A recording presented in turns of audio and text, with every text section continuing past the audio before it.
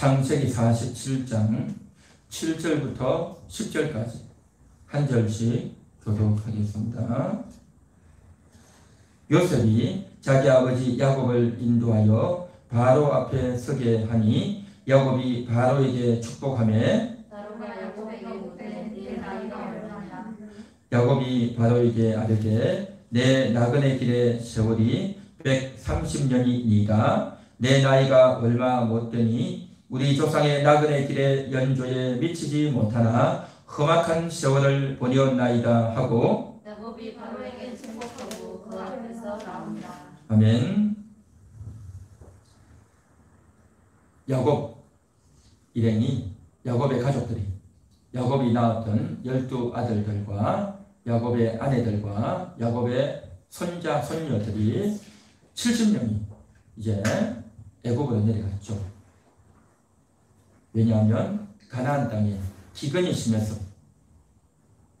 하늘에서 비가 내려오지 않고 또 이제 농사가 되지 않으니 먹을 양식이 없어져서 어떡하나 하고 있는데 마침 요셉이 애굽의 총리였던 요셉이 이제 자기 아버지 야곱과 그 가족들이 다 내려오라고 초청을 했죠. 그래서 요셉의 초청, 애굽의 총리였던 요셉의 초청을 받아서 야곱의 가족 70명이 애굽으로 내려갔습니다. 그래서 애굽 땅 고센에 기거했다라고 했죠. 애굽 땅 고센은 애굽 땅에서 가장 북쪽 지역에 있는 그런 지역이죠. 그곳에 가서 살게 되었는데 이제 그러고 있다가 어느 날 요셉이 자기의 아버지 야곱을 이제 왕궁으로 부릅니다. 애굽에 바로가 있는 왕궁으로 부릅니다. 그 왕궁으로 불러서 왕을 만나도록 바로를 만나도록 그렇게 주선을 했죠. 그래서 이제 야곱이 요셉의 손을 의지하고 요셉이 7절에 보니까 요셉이 자기 아버지 야곱을 인도하여 라고 했죠.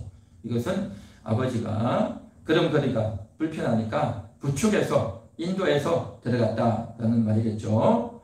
그렇게 해서 부축해서 바로를 만나도록 그렇게 주선했습니다. 그렇게 해서 바로가 이제 총리의 아버지인 야곱을 맞이하죠. 그렇게 맞이하는데 야곱은 그렇게 해서 애굽의 왕을 만나려 하는데 그곳에서 들어가자마자 뭘 했냐면 오늘 여기 성경에 보니까 야곱이 바로에게 축복했다는 거죠. 들어가자마자 축복한 겁니다. 그러니까 왕을 만나러 들어가서 축복하고 그리고 10절에도 보니까 야곱이 바로에게 축복하고 그 앞에서 나오니라 그랬죠. 그러니까 들어갔을 때 축복하고 나오면서 축복하고 두 번을 축복을 한 겁니다. 축복하는 게 뭡니까?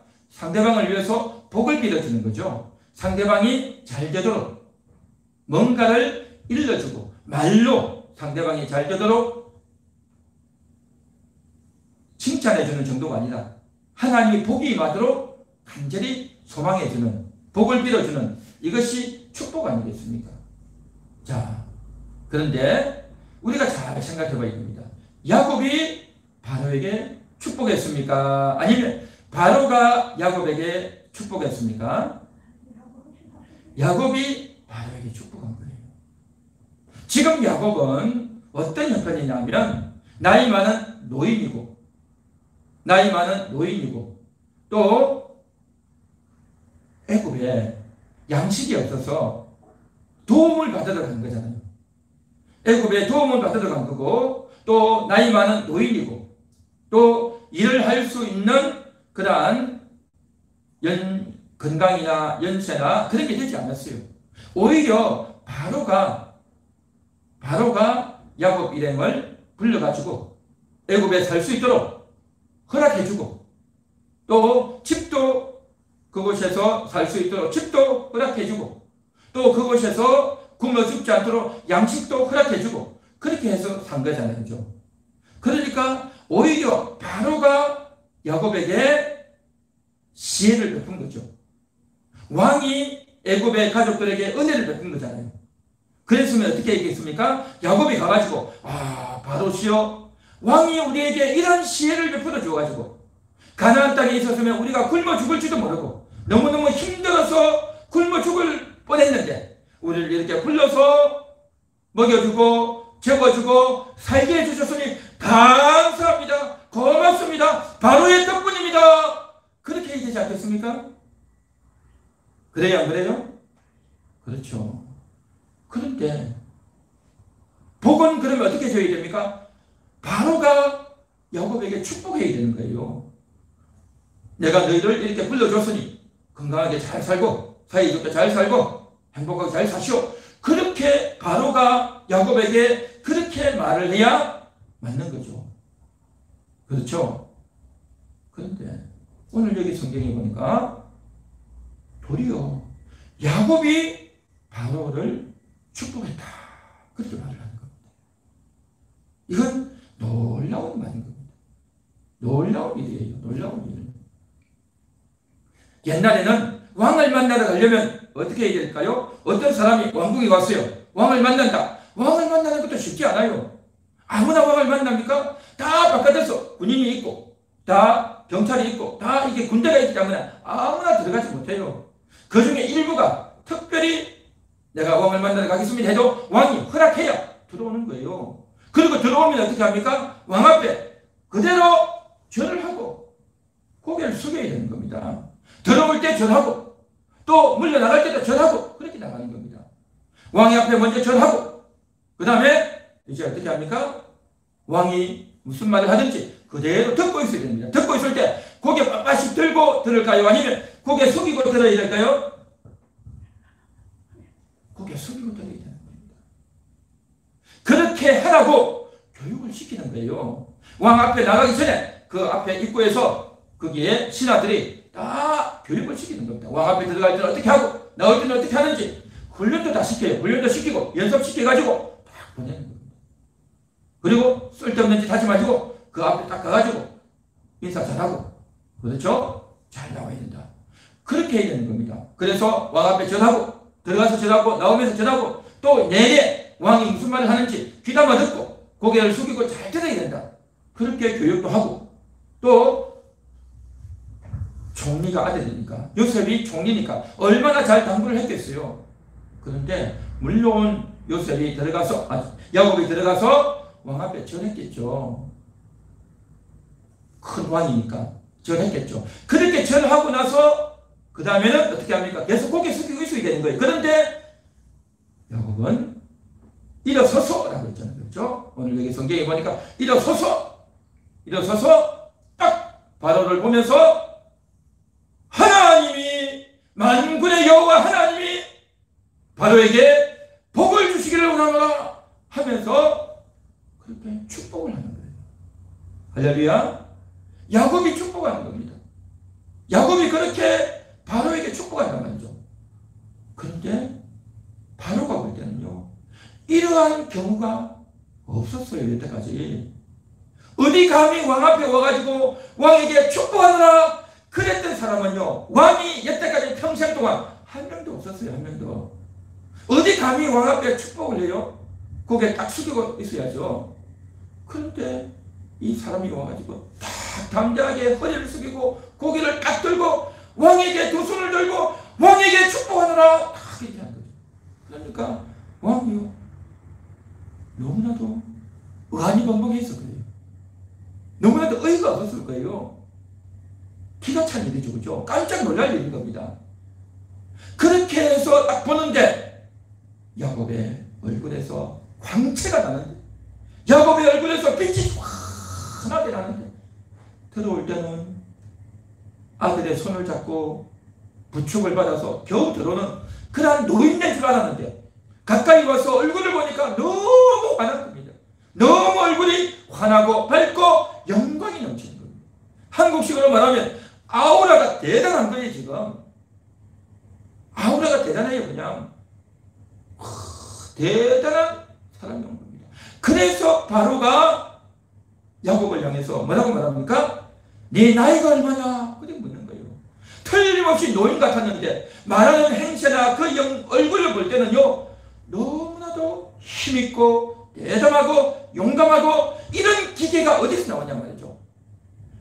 애국 백성 같으면 다른 어떤 사람이든 왕 앞에 목소리도 제대로 못 내고 고개 숙이고 말을 하니까 소리도 잘 안 나고 이상한데 이렇게 담대하게 이렇게 자부심을 가지고 이렇게 왕에게 축복하는 이런 사람을 본 적이 없단 말이죠. 그런데 지금 야곱은요 가나안에서 왔기 때문에 가나안에서 사는 사람들의 그 말과 애굽의 사람들의 말은 달라요. 언어가 다르단 말이죠. 그러면 어떻게 해야 됩니까? 야곱이 축복하면 누가 통역을 해야 되는 거예요. 통역을 누가 통역했겠어요? 나는 통역까지 있었겠죠. 아니면 요셉이 통역하든지 했겠죠. 그 통역을 하는데 그러니까 야곱이 말을 하고 통역하고 야곱이 말하고 통역하고 했겠죠. 그렇게 했겠는데 말귀를 잘 못 알아듣지만 남의 말을 듣고 통역을 받아서 하면요 어떻게 됩니까? 감이 떨어져요. 여러분 가끔씩 미국 사람이나 다른 나라 사람들이 이렇게 말을 하면 한국말 아니고 영어나 이렇게 말을 하면 남이 통역해주면 그때서 말귀를 알아듣잖아요. 그러면 어떻습니까? 마음에 그렇게 와닿지가 않아요.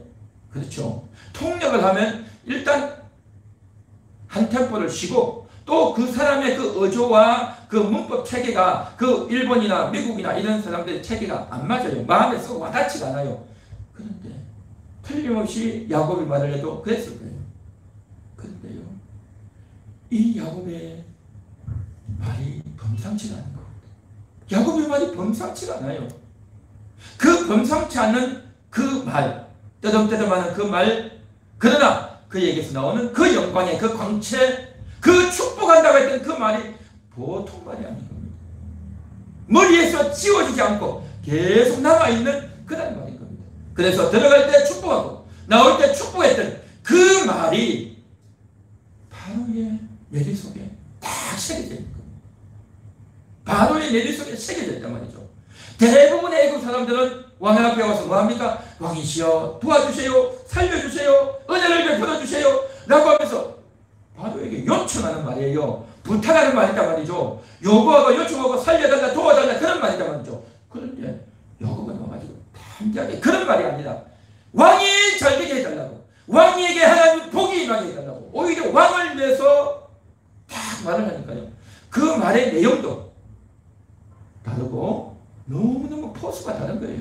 아우라가 너무 다른 거예요. 그러니까 정말 행세는 몸은 그런거를 보면 노인인데 말하는 것은 너무 젊은 사람 같고 너무 담대하고 이렇게 자랑스럽게 말하는 사람이 어디 있느냐 라는 마음이 들어서 묻습니다. 내 나이가 얼마냐? 나이가 얼마냐? 얼굴은 말하는 것을 보면 젊은 사람 같고 몸 행체는 노인 같은데요. 그래서 물어보죠. 130세다. 그래서 야곱이 말하되 내 나그네 세월이 130년이다. 그렇게 말을 하는데 지금 야곱은 바로에게 축복하고 있는 겁니다. 지금 이 순간이 야곱에게 있어서는 가장 영광스러운 가장 복된 그런 순간인 겁니다. 대단한 시간인 거죠. 이 시점을 통해서 이제 야곱이 자기의 12아들들에게 축복하는 장면이 창세기 48장에 보면 또 나오게 되는 겁니다. 야곱이 일생을 지내고 마지막에 했던 그 사명, 그것은 바로 축복하는 인생이었던 겁니다. 축복, 남에게 복을 빌어주는 겁니다. 그 말 한마디가 그 사람에게 긴 말이 아니지만 몇 말이 되지 않지만 문장으로 치면 그렇게 길지 않지만 그 상대방에게 딱 꽂히는 겁니다. 상대방이 머리에 각인되게끔 그 상대방에게 가장 적절한 가장 필요한 그 말을 딱 해줄 수 있는 것, 이것은요 대단한 겁니다. 대단한 겁니다. 이게 바로 축복하는 거라는 겁니다. 축복하는 것. 그래서 야곱이 바로를 축복하고 있습니다. 이 축복하는 인생이 가장 복된 인생인 겁니다. 하나님이 아브라함을 부르셔서 가나안으로 가게 하시죠. 그러면서 세 가지를 약속하십니다. 첫째, 내 자손이 많게 할 것이다. 그리고 이 가나안 땅을 너와 내 후손에게 줄 것이다. 그리고 세 번째, 너는 복이 될 것이다. 그렇게 말씀하셨어요. 복이 뭡니까? 복은 하나님인 겁니다. 하나님이 복을 주시잖아요. 그런데 하나님이 복을 주시는 것은 사람은 몰라요. 그래서 한 사람을 딱 시켜서 그 사람이 복이 되는 겁니다. 다시 말해서 아브라함이 하나님을 대신한단 말이죠. 야, 아브라함은 하나님을 대신하는 사람이 되는 거예요. 이삭이 하나님을 대신하는 사람이 되고 야곱이 하나님을 대신하는 사람이 될 거라는 거죠. 그렇게 아브라함에게 약속하셨던 창세기 12장 4절의 그 말씀이 딱 이루어져서 이방인에게 만민에게 복을 주는 그 일이 드디어 성취되고 있는 겁니다. 축복하는 인생, 대단한 겁니다. 하나님을 만나면 축복하는 인생이 될 줄 믿습니다. 할렐루야. 우리 한번 같이 따라해 볼까요? 하나님을 만나면 축복하게 됩니다. 하나님 만나게 되면 축복할 수 있습니다. 할렐루야. 축복하는 인생입니다. 오늘 이 자리에 있는 여러분들은 축복하는 인생이 될 수 있기를 바랍니다. 하나님의 이름을 부르면서 하나님이 당신에게 복을 주기를 원합니다 라고 할 때에 그 한마디에 담겨있는 의미와 강조점과 영향력이 대단한 겁니다. 단어로 쓰면 하나님이 당신에게 복을 주기를 원합니다 라고 하지만 거기에 담겨있는 에너지가, 영적인 에너지가 엄청납니다. 그 한마디의 에너지를 담아서 상대방이 말을 할 때 이것이 바로 가장 복되고 영광스러운 그러한 말이 되고 그런 인생이 될 줄 믿습니다. 오늘 이 예배를 드리는 모든 분들은 그렇게 남을 축복하는 인생이 되시기를 주님의 이름으로 축원합니다. 축원합니다. 자, 이제 축복을 한다는 것. 그건 바로 어떻게 축복을 할까요? 그것은 바로 오늘 9절에서 보면 야곱이 바로 얘기하게 내 나그네 길의 세월이 130년이니이다. 내 나이가 얼마 못되니 130년인데 얼마 못됐대요. 왜 그럴까요? 그의 아버지가 180을 살았잖아요. 야곱의 아버지가. 야곱의 할아버지가 175세를 살았단 말이죠. 175세, 180세에 비하면 130세면 아직 어린애잖아요. 그렇죠. 그래서 얼마 못된다 그렇게 말을 하죠. 그러나 우리보다는 훨씬 많죠. 그러면서 이렇게 말합니다. 우리 조상의 나그네 길에 연조에 미치지 못하나 험악한 세월을 보내었나이다. 험악한 세월을 보내었나이다. 그렇게 말하잖아요. 자, 축복하는 인생이 되기 위해서는 첫째는요, 하나님 만나야 합니다. 한번 따라해 보겠습니다. 하나님 만나야 합니다. 하나님 만나야 합니다. 이 시간 여러분들은 하나님을 만나고 있는 줄 믿습니다. 야곱은 하나님을 만난 인생입니다. 야곱은 어린 시절 아버지에게서 할아버지 아브라함에게서 하나님의 이야기를 많이 들었어요. 아브라함이 손주 야곱에게 이렇게 말합니다. 야곱아, 내가 왜 가나안에 왔는 줄 아느냐? 나는 원래 갈대아 우르가 내 고향이야. 내 태어난 데야. 75년을 그곳에 살다가 내가 가나안에 온 이유가 뭔지 아냐? 하나님이 나를 이곳으로 부르셨어. 하나님의 말씀을 듣고 내가 이곳에 온 거야. 그 하나님이 나에게 말이야 어떤 말씀을 하신 줄 알아? 하나님이 이렇게 말씀하셨어. 너의 후손이 많아질 것이다. 이 가나안 땅을 너와 내 후손이 차지할 거야. 그리고 너는 복이 될 거야 라고 하나님이 나에게 그렇게 말씀하셨지. 그런데 말이야 한동안 자식이 없었어. 한동안 자식이 없었는데 25년 만에 자식을 낳았어. 100세, 내 나이 100살의 자식을 낳았어. 그렇게 낳은 그 아들이 누군지 알아? 이삭이야. 야곱, 너희 아버지 이삭이야. 내 나이 100살에, 내 아내 90살에 네 아버지를 낳았어. 하나님이 기적적으로 자식을 낳게 한 거야. 그래서 오늘날 야곱 너도 있게 된 거야. 그러면서 아브라함이 어떻게 하나님을 만났는지, 하나님이 어떻게 나를 이곳으로 인도하시는지를 할아버지를 통해서 배웁니다. 이어서 이삭이 말합니다. 아버지 이삭이 야곱에게 또 이렇게 이야기합니다. 야곱아, 내가 어렸을 때에 어떤 일이 있었는 줄 아느냐? 우리 아버지 아브라함이 나를 죽이려고 했어. 모리아 산에서 번제단에서 칼로 나를 죽이려고 했어. 그때 아버지가 나에게 이렇게 말씀하셨어. 하나님 너를 번제로 바치라고 해. 너가 오늘 이 시간 죽을 수 있겠어? 그때 내가 아버지께 예 아버지 하나님의 명령을 시행하십시오. 그렇게 내가 아버지에게 나를 맡겼어. 나는 죽어도 좋다라는 생각으로 그렇게 얘기했지. 그런데 하나님이 죽이지 않고 살려주신 거예요. 그러면서 이삭이 하나님이 어떻게 역사하셨는지, 그러면서 가나안 땅에 기근이 있어서 애굽으로 내려가려고 했는데 하나님 내려가지 말라고 하셨어. 그리고 그곳에서 농사를 했는데 100배의 소득을 얻은 거예요. 도무지 농사가 안 될 것 같은 그런 곳에서 농사를 해서 100배의 소득을 얻었어요. 하나님이 그렇게 역사하셨어요. 할아버지가 만났던 그 하나님, 아버지가 만났던 그 하나님의 이야기를 들으면서 한 가지를 기억했습니다. 할아버지 아브라함에게는 자식이 있었는데 그 자식들 중에 딱 한 명 이삭을 곁에서 장자권을 상속자가 되게 하셨어요. 그래서 네 아버지 이삭이 나의 대를 잇는 상속자가 된 거예요. 그리고 이삭이 이야기에서 말합니다. 그 이삭에게는 아들이 2명이 있었어요. 야곱과 에서. 야곱은 생각합니다. 내가 상속자가 되고 싶어. 내가 상속자가 되고 싶어. 할아버지의 말씀을 들어보니, 아버지의 말씀을 들어보니, 어머니 리브가의 말씀을 들어보니, 야, 내가 상속을 받아야 되겠다.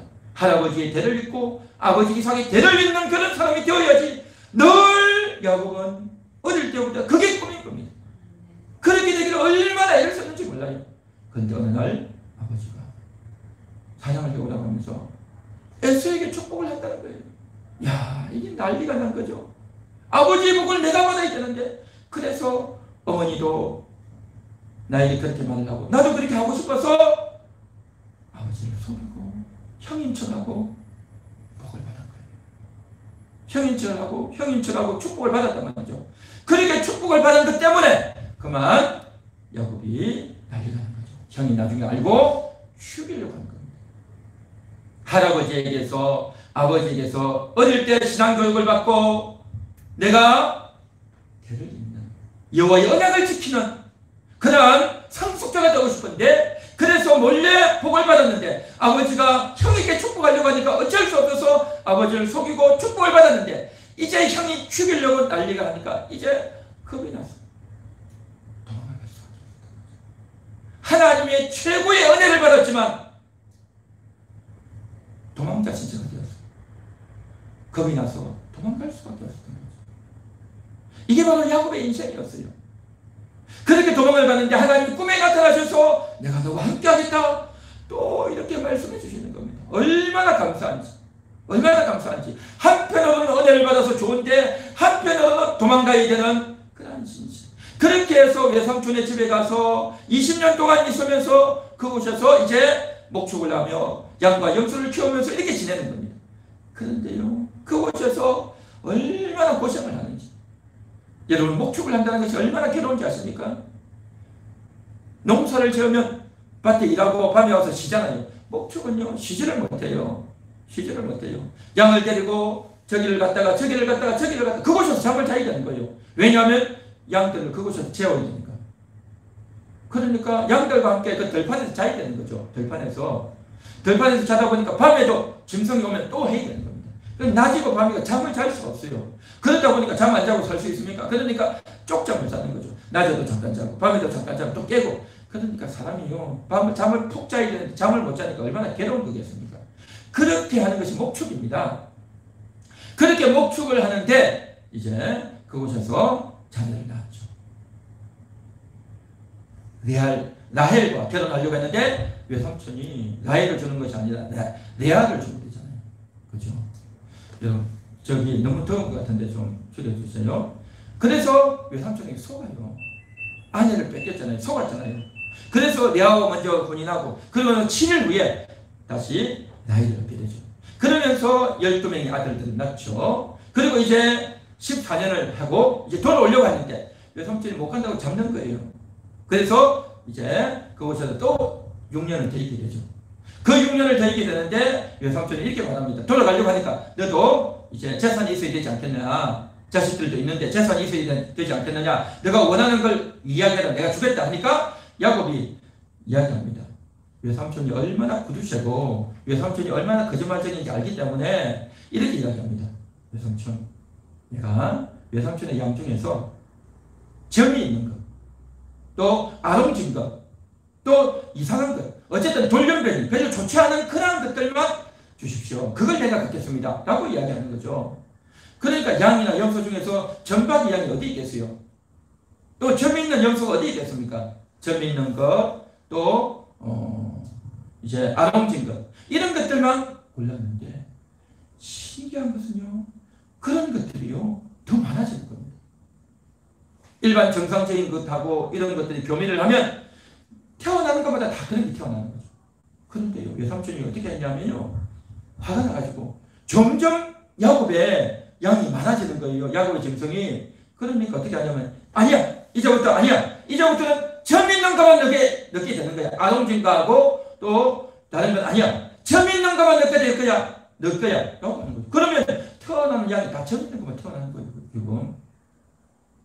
그래가지고 라반이 나중에 알아보니까 그래도 태어나거든. 다 점 있는 거다 말이죠.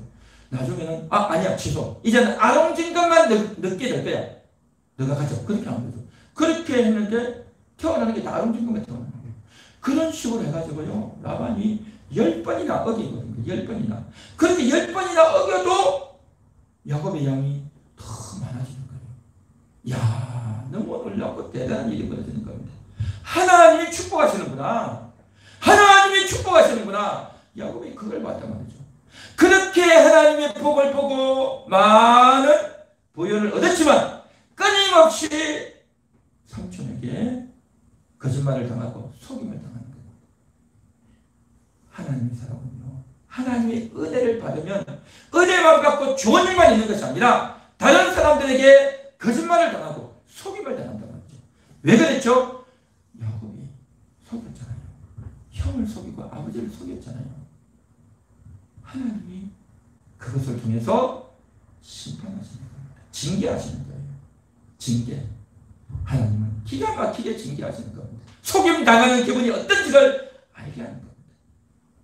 야곱에게 속임 당했던 아버지의 심정이 어떤지, 형의 심정이 어떤지 자기가 직접 당해보는 겁니다. 자기가 직접 당해봐야 고통을 받는 겁니다. 하나님의 은혜를 받았지만 하나님이 너와 함께 하겠다고 했고 복을 주겠다고 했지만 여전히 하나님이 함께 하시고 복을 주셨지만 육신의 고통이 동반되었던 겁니다. 이게 바로 야곱의 인생이었단 말이죠. 그렇게 해서 이제 20년 만에 돌아오는데 형이 자기를 이제 죽일 것 같단 말이죠.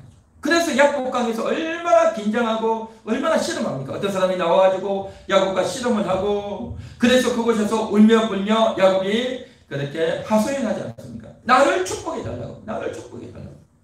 그러면서 야곱이 축복을 받고 그곳에서 이제 어떻게 됩니까? 환독뼈가 되는 겁니다. 엉덩이뼈가 부러진 거예요. 하나님의 복을 받고 형 에서가 자기를 죽이지 못하도록 건진받았지만 한쪽뼈를 쳐는, 이때부터 아마 야곱이 한쪽뼈를 쳐렸던 것 같아요. 한쪽뼈를. 야곱이 이제 도망을 갈 때, 외삼촌 집에 갈 때 나이가 77세였어요. 그곳에서 20년을 있습니다. 97세까지 있다가 다시 돌아오네요. 다시 돌아오는데 그 돌아오다가 또 뭘 하느냐? 세겜에 들어가는 겁니다. 그 세겜이 어떤 데입니까? 할아버지 아브라함. 이 세겜에서 예배를 드렸던 것 아닙니까? 그래서 그 세겜을 내가 찾아야 되겠다라는 생각에서 그 세겜 땅을 사잖아요. 야곱이. 그 세겜 땅을 사고 땅만 사놓고 가만히 있으면 남들 뺏어가잖아요. 그래서 좀 살다 보니까 10년을 살게 된 겁니다. 그 10년을 살면서 그곳에서 그만 불미스러운 일이 생기죠. 딸 디나가 강간을 당하죠. 불미스러운 일을 당합니다. 그래서 이제 이곳에서 어떻게 하나 고민하고 이제 있는데 성미급한 아들들이 그 동네 사람들을 할례받으면 우리 딸을 주겠다. 결혼시켜주겠다 하니까 그 남자들이 다 할례를 받아버린다. 그런데 할례 받으면 딸을 주겠다 해놓고 어떻게 합니까? 할례 받아서 가장 아프고 고통스러울 때 가서 다 죽여버립니다. 이 끔찍한 일을 자식들이 벌이는 겁니다. 그래서 야곱의 얼굴이 정말 먹칠을 하고 또 그들이 칼을 들고 전쟁을 걸어오면 야곱이 어쩔 수 없다. 그래서 급히 그것을 떠나지 않습니다. 그러니까 지금 무슨 이야기 하냐면 하나님의 은혜를 받았지만 여전히 배신을 당하고 도망을 가야 되고 쫓겨다니는 그런 신세가 하나님의 은혜를 받으면 어려움이 없다? 전혀 그렇지 않습니다. 하나님의 언약을 받았기 때문에 더 이러한 고통이 있고 정말 두려움이 있고 괴로운 일이 있다는 겁니다. 그렇게 해서 이제 107세에 돌아오는 거죠. 그래서 12아들을 데리고 다 돌아오는데 그렇게 돌아오다가 아내가 사랑하는 아내 라헬이 자식을 낳다가 길가에서 죽습니다. 길가에서 죽어요. 사랑하는 딸, 사랑하는 아내 라헬이 길가에서 죽고 베냐민을 낳고 죽지 않습니다. 이제는 아버지 집에 데려가서 내 아내입니다 하고 인사시키고 소개시키려고 했는데 그만 소개도 못 시키고 사랑하는 아내를 잃어버립니다. 얼마나 비참했겠습니까? 얼마나 괴로웠겠습니까? 그렇게 해서 돌아와서 이제 아버지를 만나고 얼굴을 보고 한 10년 정도 아버지와 함께 살다가 어떤 일이 벌어졌느냐? 요셉을 잃어버리잖아요. 요셉이 이제 형에게 신부름 갔다가 그곳에서 물려 죽잖아요. 짐승에게 물려 죽는 줄 알고. 그래서 그 아들에게 이제는 채색 옷을 입히고 너가 상속자다.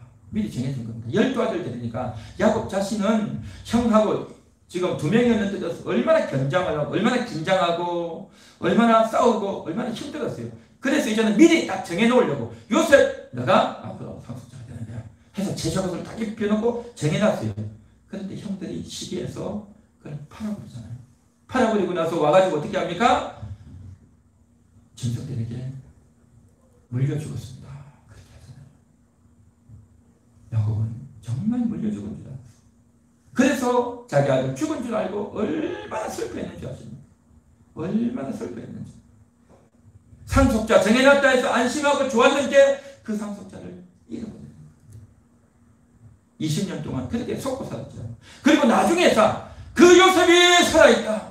그 요셉이 애굽의 총리가 되어 있다는 걸 알고 어떻게 됩니까? 자식들이 자기를 속였다. 자식들이 자기를 속였다는 게 이때야 아는 겁니다. 이때야.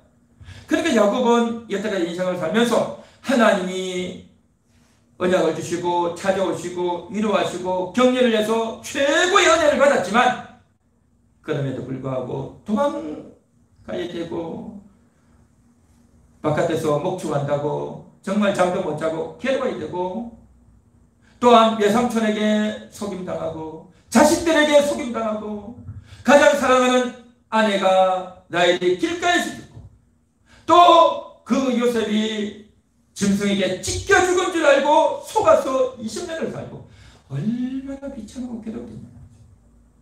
하나님의 은혜를 받았지만 여전히 그러한 배신감과 두려움과 공포감과 긴장감과 이러한 것들에 매여서 한평생을 살았습니다. 험악한 세월을 보내었다라고 했던 야곱의 말이 정말 듣더라는 거죠. 오늘 이 시간 이 말씀을 듣고 있는 여러분들도 역시 마찬가지입니다. 여러분들은 최고의 은혜를 받은 자들입니다. 할렐루야. 이 함께하는 교회를 통해서 최고의 은혜를 받는 겁니다. 오늘날 교회를 다니는 많은 분들이요, 내가 구원받을지 못 받을지 그것 때문에 얼마나 겁내하는지 아십니까? 내가 하나님 뜻대로 못 살면, 내가 죄를 지으면, 내가 못된 짓을 하면 내가 구원받을 수 있을까? 하나님 나를 버리지 않을까? 내가 잘 믿어야지, 내가 잘해야지 하나님이 나에게 복 주실 거 아니야? 라고 하는 그러한 생각을 하는 사람들이 교회들이 엄청 많아요. 유튜브나 이런 인터넷 영상에도 보면요, 하나님 잘못 믿으면, 주의 뜻대로 해가지 않으면 지옥 간다, 그런 설교하는 분들도 많아요. 또 심지어는 어떤 목사님, 유명한 목사님들이 지옥에 있다. 내가 지옥 가서 보고 왔다. 그렇게 말하는 분들도 있어요. 심지어는. 그러니까 이런저런 것들을 보면서 많은 성도들이요, 내가 잘못 믿으면 지옥 가는 거 아닌가, 그렇게 착각하고 또 두려워하는 분들이 많아요. 그러나 우리 함께하는 교회를 나오는 분 여러분들은 하나님의 자녀들을 절대 지옥 보내지 않는다. 하나님이 나를 구원하셨다. 한 번 구원하시면 영원히 구원하신다. 할렐루야. 믿습니까? 이것을 가리켜서 구원의 확신이라는 겁니다. 하나님이 나를 구원하신다. 내가 비록 죄를 짓지만, 물론 일부러 죄를 지으려고 해서는 안 되겠지만, 나도 모르게 실수하고 교회도 안 오고 때로는 타락하고 때로는 엉뚱하게 말하고 행동할 때가 얼마나 많습니까? 그러면 그때마다 하나님이 우리를 지옥 보냅니까? 그 지옥 보냈다가 다시 또 천국으로 데려옵니까? 하나님이 이랬다 저랬다 합니까? 말도 안 되는 거예요. 하나님은 온전하시고 영원하신 하나님이신데, 내가 잘하면 천국 올렸다가 잘못하면 지옥 갔다가 올렸다 내렸다 올렸다 내렸다 하나님 그런 분이십니까? 하나님은 이랬다 저랬다 합니까? 말도 안 되는 거예요. 하나님은 한결같으십니다. 우리를 한번 구원하시면 끝까지 영원히 구원하시는 줄이 있습니다. 할렐루야. 그 지식을 여러분이 갖고 있는 겁니다. 이게 최고의 지식입니다. 여러분, 그러한 지식이 있기 때문에 하나님 생각만 해도 안심이 되고 두려움이 없는 겁니다. 이게 바로 최고의 은혜 아니겠습니까? 믿습니까? 최고의 은혜가 말이죠. 그러한 지식이 없기 때문에 늘 두렵고 내가 혹시 지옥 갈까 걱정하는 분들이 많아요. 여러분들은 대단한 지식입니다. 뿐만 아니라 또한 여러분들은 정말 우리가 이 세상 사는 동안 해야 될 게 뭔가, 내가 하나님을 위해서 열심히 충성하고 헌신하고 전도하고 기도하고 헌금 많이 하고 열심히 해야 되는 거 아닌가, 그렇게 생각하고 삽니다. 물론 그렇게 해야 되죠. 그런데 더 중요한 것은 뭐냐 하면 하나님을 믿는 것이 중요하단 말이죠. 하나님을 믿고 하나님 믿어지고, 이게 정말 중요한 겁니다. 그래서 우리가 매주일마다 인사할 때 뭘 합니까? 믿음의 선수이십니다. 믿는 게 중요해요. 그 믿음이라는 것은 내가 억지로 믿는 것이 아니라요, 믿어지는 거예요. 하나님 말씀이 내 귀에 들려주고 하나님 말씀이 내 속에서 믿어진단 말이죠. 야, 여러분, 이게 복인 겁니다. 여러분, 믿어지면 행복하는 겁니다. 믿어지면 그렇게 살게 되어 있어요. 이게 중요한 거예요. 그래서 하나님을 믿어주면 헌신하고, 믿어주면 수고하고, 믿어주면 더 성경 보게 되고, 믿어주면 더 기도하게 되고, 믿어주면 더 정말 하나님을 의지하게 됩니다. 그렇게 중요한 것이 믿음이라는 것을 인식하고, 그러므로 우리가 해야 될 것은 뭐냐? 거룩을 힘쓰는 겁니다. 거룩. 그 거룩을 힘쓰기 위해서 날마다 말을 조심하고 행동을 조심하고 사랑해주고 남을 배려해 줄 줄 알고, 그렇죠? 내가 하나님의 뜻대로 살려고 애를 쓰고 이웃에게 복음도 전하고 그를 위해서 기도도 해주고, 그러면서 거룩하려고 조급하지 않고 또 욕심을 버리고 고집을 버리고 내 자아를 버리고 이런 거룩을 위해서 날마다 힘쓰자 말이죠. 그렇게 하는 것이 우리가 천국을 준비하는 것이다. 하나님이 우리에게 엄청난 나라를 주셨다. 대단한 나라를 주셨다. 우리가 이 땅에서는 육신의 부모에게서 재산 받지 못했고 땅이나 아파트나 이런 게 없단 말이죠. 요즘 보면요, 어떤 애들은 그렇게 말하더라고요. 너 꿈이 뭐냐 하니까요, 건물주 되는 게 꿈이래. 건물주. 건물을 갖고 있으면 따박따박 매달마다 월세 받아먹고 몇십만 원, 몇백만 원 월세 받아먹으면 일 안 해도, 땀 흘리고 곳에 공장 가서 일 안 해도 월세 받아먹잖아요. 그래서 건물주 되는 게 꿈이래요. 요즘 애들은 그렇게 말하는 애들이 있다니까요. 참, 이게 얼마나 비참한 겁니다. 얼마나 비참한 겁니다. 사람이 고생할 줄 알고 땀 흘릴 줄 알고 관련도 당해보고 그렇게 해야 되는데 건물주 되는 게 꿈이라고 하는 그러한 것을 소망하고 사는 세대인 겁니다. 얼마나 안타까운 세대입니까?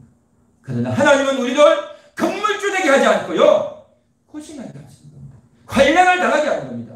그 전에 은혜를 주셔서 나는 구원받은 자다. 나는 하나님의 나라를 다스리는 자다. 하나님의 나라를 상속받는 자다. 할렐루야. 하나님의 나라를 상속받는 자로서 믿음을 힘써 거룩을 힘써. 여러분, 이것이 최고의 삶인 겁니다. 우리가 인생에서 최고의 삶이 바로 이건 겁니다. 내 월 소득이 10만원, 20만원 더 늘어나고 내 직장이 더 좋아지고, 그게 아니고요. 그게 아니고 내 영혼이 복을 받는 겁니다. 내 영혼이 복을 받는 것이 진정한 복이라는 것을 야곱은 알았어요. 야곱은 알았어요. 그래서 그 야곱이 축복하고 있지 않습니까? 축복할 수 있다는 것은 뭡니까? 하나님을 만나는 자. 하나님을 만났는데 변화된 자. 하나님의 은혜를 받고 하나님을 만나고 하나님이 너무 좋습니다. 하나님 덕분입니다. 하나님밖에 없습니다. 기뻐하며 즐거워하며 감사하며 찬양할 뿐만 아니라 이 세상에서 외로움도 당해보고 두려움도 당해보고 근심 걱정도 많이 해보고 배신도 당해보고 절망도 해보고 온갖 시련을 다 겪는 겁니다.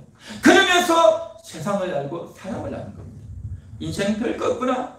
돈 많이 가졌다고 해서 대단하다고 해서 똑똑하다고 해서 많이 배웠다고 해서 아무 소용이 없구나. 하나님밖에 없구나. 그 결론이 내려지고 난 이후에 그 입에서 나오는 한마디가요, 얼마나 진정성이 있는, 얼마나 힘이 있는, 얼마나 간절한 그 사람의 영혼을 울리는, 상대방의 영혼을 울리는 그런 말이 되는 겁니다. 야곱이 바로에게 왕 앞에 서서 꼿꼿이 서서 하나님이 바로에게 복 주시기를 원합니다. 하나님이 바로에게 복 주기를 원합니다. 이 한마디인데요, 이게 얼마나 울림이 있는지, 얼마나 대단한 말인지.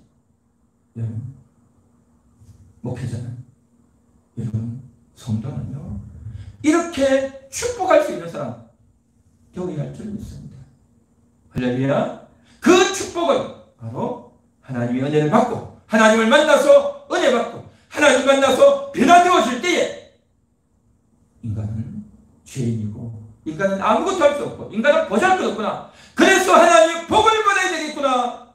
그렇게 인식하게 되는 줄 믿습니다. 야곱이 그랬단 말이죠. 야곱이 그런 인생을 살았단 말이죠. 그래서 야곱이 했던 하나님의 복 주기를 원합니다 라고 했던 그 말이 바로에게 다 꽂히는 겁니다. 바로에게 꽂히는 겁니다. 여태까지 왕에게 그런 말을 한 사람도 없고 그런 말을 들어본 적도 없고 또 그 말을 할 때 얼마나 담대하게, 얼마나 자랑스럽게, 얼마나 힘있게, 목소리 힘이 있다는 게 아니라 그 말 속에 얼마나 힘이 있고 영향력이 있는지 다 잊혀지지 않는 겁니다. 상대방의 내면에서 잊혀지지 않고 떠나지 않는 겁니다. 그 말대로 바로에게 복이 임했을까요? 안 임했을까요? 임한 겁니다. 그래서 47장의 뒤에 보면 그 애굽의 7년 흉년, 7년 흉년으로 요셉이 양식을 준비해서 굶어 죽지 않고 살았다라는 것만 우리가 알고 있지만요, 그 의미는 엄청난 것이 있습니다. 그것을 통해서 애굽이요 대단한 나라로 다 바뀌어버려요. 그 사람들이 양식을 살려고 돈을 다 갖고 오는 거예요. 돈을 다 갖고 오면 그 돈이 다 어디로 갑니까? 바로 원공으로 다 가요. 쌀값 다 갖고, 쌀을 돈이 없으면 가축 다 데리고 오고, 이제 나중에 뭐까지 가져옵니까? 땅까지 다 사는 겁니다. 그러니까 애굽에 있는 돈 전부 다, 가축 전부 다, 땅 전부 다 바로에게 다 먹는 겁니다. 대단한 부자가 되는 거예요. 바로 야곱의 축복은 말이야. 엄청난 복이 임하는 겁니다. 그러니까 하나님의 사람의 축복은요, 그냥 말 한마디 하고 뭐 그래 했으니까 잘 되겠지 이 정도가 아니라 정말 그대로 이루어진다는 겁니다. 하려면 정말 여러분들이 그러한 축복하는 사람이 될 수 있기를 바랍니다. 자녀들에게도 축복할 때 똑똑해서 돈 많이 벌어라가 아니라 하나님을 제대로 믿어라. 하나님이 너의 인생의 책임자야. 너의 재주로 열심히 살고 최선을 다해 살라, 그렇게 말을 하는 것이 아니라 성실하게 정직하게 살라, 그렇게 말을 하는 것이 아니라 하나님을 만나면 하나님 복 주신다, 그렇게 말하게 될 줄 믿습니다. 할렐루야. 하나님이 너에게 복 주기를 원한다. 하나님이 너에게 복 주기를 원한다. 그 한마디가 얼마나 의미가 있고 뜻이 있고 정말 진심이라는 것을 내가 뼈에 사무치도록 깨달았단 말이죠. 야곱이 그것을 경험했단 말이죠. 그렇게 경험하고 나니 내 자식들에게 물려줄 것이 돈이 아니고 좋은 집이 아니고 아파트가 아니고 땅이 아니고 좋은 차가 아니라 하나님이 너희에게 복 주시기를 원한다. 진심이 담겨 그런 고백을 말하는 이게 축복인 겁니다. 그 축복이 있기를 원합니다. 저는 오늘 이 시간 축복하기 원합니다. 우리 함께하는 교회 성도님들이 하나님을 만날 수 있기를 바랍니다. 하나님의 은혜가 여러분들에게 임하기를 원합니다. 하나님의 그 은혜로 말미암아 내가 이 땅에서 최고의 은혜를 받고 최고의 자랑스러운 성도가 되어지고, 그런데 그 은혜 그 복으로 말미암아 가장 비참한 가장 고통스러운 삶을 살게 될 겁니다. 저는 우리 함께하는 성도님들 얼마나 힘든지 압니다. 육신의 몸이 얼마나 옥신옥신 쓰시고 아프고 괴로운지, 또 물질 때문에 얼마나 힘든지, 직장을 제대로 잡지 못해서 얼마나 어려운지, 자식 때문에 얼마나 어려운지, 부부관계 때문에 얼마나 힘든지, 인간관계가 힘들고 물질 때문에 힘들고 건강 때문에 힘들고 인생이 너무나도 힘들고 괴로운 분들이 얼마나 많습니까? 하나님을 믿고 축복을 받았다고 했는데 왜 나에게 잘 되는 것이 없고 이렇게 어려운가? 그것 때문에 충격을 받고 절망이 되어지고 믿음이 떠나려고 하는 그런 기분도 들겠죠. 그러나 제가 분명히 말씀드립니다. 여러분이 받았던 그 말씀은요 절대 가짜가 아닙니다. 그 말씀은 반드시 이루어질 것입니다. 반드시 이루어질 겁니다. 그 이루어지는 과정에서 여러분 속에 있던 욕심이 빠져나가고, 여러분 속에 있던 염려와 근심과 불신이 빠져나가고, 여러분 속에 있던 고집과 교만이 빠져나가고, 여러분 속에 있던 더러운 죄악이 빠져나가고, 할렐루야! 그러면서 여러분이 더 정결해지고 더 거룩한 그러한 영혼으로 온전하게 세워질 줄 믿습니다. 그래서 여러분이 마지막에 여러분의 자녀들에게 축복하는 것, 하나님이면 된다, 하나님이 너에게 복 주기를 원한다, 그렇게 말을 할 수 있는, 그것을 유언으로 남길 수 있는 그 유언이 어떤 것보다도 가장 귀한 유언이라는 것을 내가 인식하고 내가 믿어야 돼. 자식들에게 돈은 없지만, 수천만 원 수억 물려주는 돈은 없지만, 집이나 땅은 주지 못하지만 하나님의 이름으로 축복해주는 이것이 가장 귀하다 라는 것을 내가 믿고 정말 그 마음으로 자식들에게 축복해줄 수 있는 우리 모두가 되기를 간절히 소망합니다. 소망합니다. 축복합니다. 제가 여러분에게 축복하고 여러분들도 그 축복을 전해주기까지 정말 여러분이 하나님을 만나시고 또 위대한 인생이 되시기를 축원합니다. 축원합니다. 우리 이 시간 하나님 말씀을 생각하시면서 다 같이 통성으로 기도하도록 하겠습니다.